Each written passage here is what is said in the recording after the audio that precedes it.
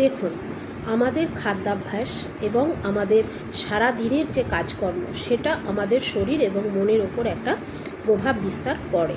আমরা যদি নিজেদেরকে একদম সাধারণ ভাবে মানিয়ে গুছিয়ে নিয়ে সবার সাথে সুন্দর ব্যবহার করে আমরা চলতে পারি, বা মেজাজ যদি আমাদের একদম নর্মাল থাকে, আমরা সারা দিনের সমস্ত কাজকর্মকে, আমাদের জীবন ধারণকে একটা স্বাভাবিক দৃষ্টিভঙ্গিতে যদি দেখতে পারি, খাওয়া দাওয়াকেও যদি আমরা খুব স্বাভাবিক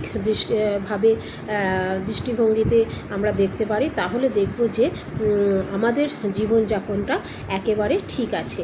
সমস্ত জিনিসই আমাদের পরিমাণ মতো খেতে হবে, যেটুকু প্রয়োজন, তার বাইরে আমাদের বেশি কিছু খাওয়া যাবে না।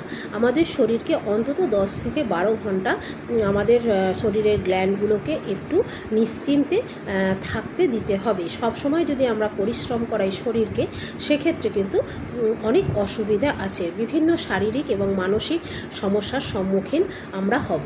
খিটখিটে মেজাজ হয়তো হয়ে যেতে পারে, অনেক সময় আমরা হয়তো চুপচাপ হয়ে গেলাম, আমাদের কোনো কিছুই যেন ভালো লাগছে না, আমাদের স্পিরিট নষ্ট হয়ে যায় আস্তে আস্তে, কাজ করার যে ক্ষমতা ভালো লাগে না, একটুতেই আমরা খুব ক্লান্ত হয়ে পড়ি, কারোর প্রেশার নর্মাল হাই হয়ে যায়, কারোর প্রেশার লো হয়ে যায়, কারোর শরীরে রক্ত কমে যায়, কারোর হয়তো রক্তের পরিমাণ বেড়ে গেল, বিভিন্ন সমস্যা।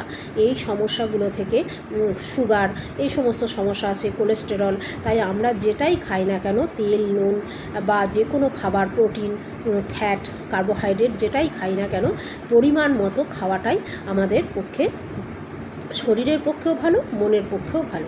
দেখবেন আমরা সুন্দর স্বাভাবিক জীবনযাপন করতে পারবো। প্রোটিন খাচ্ছি মানে এই নয় যে প্রচুর পরিমাণে প্রোটিন খেয়ে ফেললাম বা কার্বোহাইড্রেট। সেক্ষেত্রে আমাদের শরীরের যে প্রধান গ্ল্যান্ড, লিভার, আমাদের স্টমাক বা আমাদের কিডনি, এরা কিন্তু বেশি পরিমাণে কাজ করতে করতে ক্লান্ত হয়ে পড়বে, কর্মক্ষমতা হারিয়ে ফেলবে।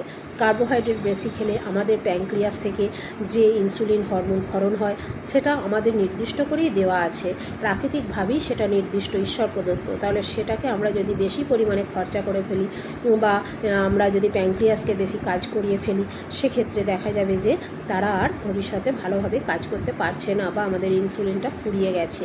তাহলে এইগুলো আমাদের মাথায় রেখে চলতে হবে।